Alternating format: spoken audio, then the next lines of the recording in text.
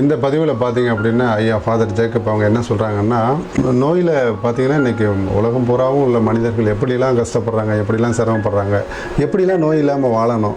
நோயின்னா ஒன்றுமே இல்லையே, இப்போ சந்தோஷமாக இருக்கணும், திருப்தியாக இருக்கணும், மனசை வந்து பியாண்டு, அதாவது பறந்து விரிந்து விசாலமான மனசாக வச்சுக்கணும் அப்படின்றத அழகாக சொல்லிக்கிட்டே இருப்பாங்க. நாங்கள் போகிறப்பலாம் வித்தியாசமாக சொல்லிக்கிட்டே இருப்பாங்க. இப்போ இந்த பதிவில் பார்த்தீங்கன்னா மக்கள் சிரமப்படுறதெல்லாம் அந்த வருத்தத்தோடு சொல்லுவாங்க. நோயில் ஏன் இப்படி கஷ்டப்படுறீங்க, நோயின்றது ஒன்றும் இல்லை, கேன்சர் இல்லை, எதுவுமே இல்லை, ஆனால் நோயின்னு புலம்புறீங்களே, இந்த மாதிரி இயற்கையாக வாழ்ந்தோம்னா எந்த நோயும் இல்லை, திருப்தியாக இருக்கலாம், ஆரோக்கியமாக, ஒரு இடுப்பு வலி இருக்காது, ஒரு மூட்டு வலி இருக்காது, ஒரு கழுத்து வலி இருக்காது, எதுவுமே இல்லை தானே, நோயின்றது ஒன்றுமே இல்லை தானே, அப்போ இயற்கையோடு வாழுங்க, இயற்கையோடு சேர்ந்து வாழுங்க அப்படின்றத ஐயா ஃபாதர் வந்து பார்த்திங்கன்னா ஒரு குழந்தை மாதிரி பேசிகிட்டு இருப்பாங்க. அந்த தோட்டத்தில், அவங்களுடைய தோட்டத்தில், அந்த இயற்கையான சூழலில் அதை பதிவு பண்ணியிருப்போம். நல்லா இருக்கும் அவங்க சொல்கிறது.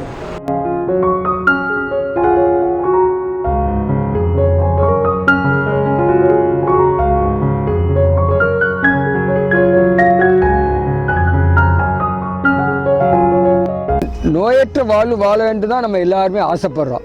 அப்போ அதுக்கு என்ன செய்யணும்? கண்டதெல்லாம் சாப்பிட்டு இருக்கணும் தேவையில்லை. இந்த இயற்கையில் கிடைக்கக்கூடிய பொருட்களை சாப்பிட்டாலுமே போதுமானதான் நான் நினைக்கிறேன். அதில் இப்போ எனக்கு வந்து 68 வயசு ஆகுது. நான் ஆடு மாடு எல்லாத்தையும் கவனிக்கிறேன், இயற்கையோடு ஒன்றிச்சுக்கிறேன். இந்த மாமரத்தில் இருக்கிறோம், மாமரம் மாங்காய் எடுத்து சாப்பிட்றோம், மாம்பழம் கிடைக்குது. அந்தந்த சீசனுக்கு கிடைக்கக்கூடிய அனைத்து பூக்களையும் காய்களையும் கனிகளையும் சாப்பிட்றது ஒரு சிறந்த மருத்துவம். ஆகினால கடவுள் நமக்கு போதுமான உணவுப் பொருட்கள் படைத்திருக்கிறார். காய்களும் கனிகளும் பழங்களும் கொடுத்திருக்கிறார். பறவைகளை போல விலங்குகளை போல நம்ம என்னைக்கு சாப்பிட ஆரம்பிக்கிறோமோ நமக்கு நோயே கிடையாது.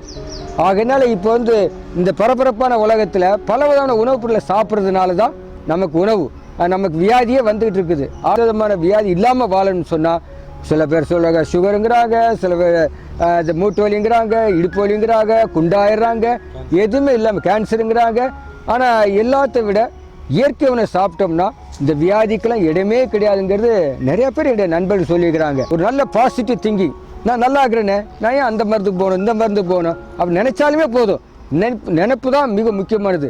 பாசிட்டிவாக நினைக்கணும், நேர்மறை சிந்தனை மிக முக்கியமானது. மகிழ்ச்சியாக இருக்க பார்ப்போம், இயற்கையை பார்ப்போம், பூக்களை பார்ப்போம், ஆடுகளை பார்ப்போம், நாய்களை பார்ப்போம், சந்தோஷமாக இருப்போமே. ஏன் நம்ம வந்து தேவையில்லாத வியாதியை நம்ம உடம்புல உருவாக்கிக்கணும்? நம்மே நம்பணும், இறைவனை நம்பணும், இயற்கையை நம்பணும். இயற்கை என்பது ஒரு மகாசக்தி. ஆகையினால தான் இயற்கை மருத்துவம் என்பது எல்லாத்துக்கும் உகந்தது, எல்லாருக்கும் உகந்தது. ஆகையினால நான் உங்களுக்கு வலியுறுத்த விரும்புவது என்னன்னு கேட்டால், இயற்கை மருத்துவம் வாருங்கள், நல்லா இயற்கை உணவை சாப்பிடுங்கள், மகிழ்ச்சியாக இருங்கள், ஆனந்தமாக இருக்குங்கிறத என்னுடைய அன்பான வேண்டுகோள். என் பெயர் ஃபாதர் ஜேக்கப், ஒரு கிறிஸ்தவ கத்தோலிக்க சாமியார் தான். 68 வயசு. இப்போதைக்கு எனக்கு எந்த நோயுமே கிடையாது. எந்த நோயுமே கிடையாது. மகிழ்ச்சியாக இருக்கிறேன், ஆனந்தமாக இருக்கிறேன். இந்த குண்டாகலை, தொப்பை இல்லை, சுறுசுறுப்பாக இருக்கிறேன். சர்க்கரை கிடையாது, ஆஸ்மா கிடையாது, பிபி கிடையாது, கேன்சர் கிடையாது, சொரியாசிஸ் கிடையாது.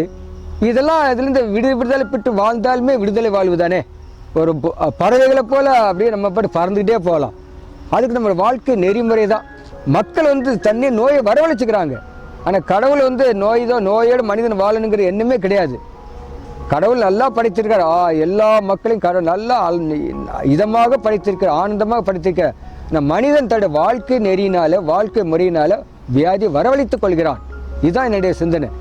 ஆகையினால் நெறிமுறைகள், இயற்கையோடு இயந்த வாழ்வு, ஒருமித்த வாழ்வு, மகிழ்ச்சியான வாழ்வு என்பதை நாங்கள் சுட்டி காட்ட விரும்புகின்றோம். இப்போதைக்கு மனித நேயம் என்பது இந்த பஞ்சபூதங்களை கட்டி எழுப்ப வேண்டும். பஞ்சபூதங்கள் அழிந்து கொண்டே இருக்கின்றது. இந்த பஞ்சபூதங்களை வளர்த்து எடுத்தோமானாலுமே நமக்கு ஒன்று நல்ல ஆரோக்கியமான வாழ்வு கிடைக்கும் அப்படிங்கிறதா. மனித நேயம் என்று சொல்லும்போது எல்லா மக்களும் ஒருமிப்பது, சங்கமிப்பது. ஆகவே இந்த இடத்திற்கு சங்கமம் என்ற பெயர் வைத்திருப்பது அதன் காரணம். ஏன்னா நம்மகிட்ட வேறுபாடு கிடையாது. மதத்தளவுலையோ, வயசளவுலையோ, படிப்பு அளவுலையோ எதுவும் வேறுபாடே கிடையாது. எல்லாரும் கடவுளுடைய பிள்ளைகள். ஆகவே மனித நேயம் என்பது இது. உதாரணமாக இப்போ வந்து மரம் வளர்ப்போமானால் எல்லாருக்கும் ஆக்சிஜன் கொடுக்குது. அதுக்கு எந்த பாகுபாடு கிடையாது. நான் இந்த ஊரோட நிற்பேன். இந்த பெருகமணியில் ஒரு மரம் வளர்த்தோன்னா அமெரிக்காவில் இருக்கிற ட்ரம்ப் கூட, இந்த பிரசிடென்ட் ட்ரம்ப் கூட இந்த காற்று போகும். யாராவது மறுக்க முடியுமா? இல்லை ரோமாபுரியில் இருக்கிற போப்பு கூட இந்த காற்று போகும். உலகம் முழுவதும் இந்த காற்று போகுது.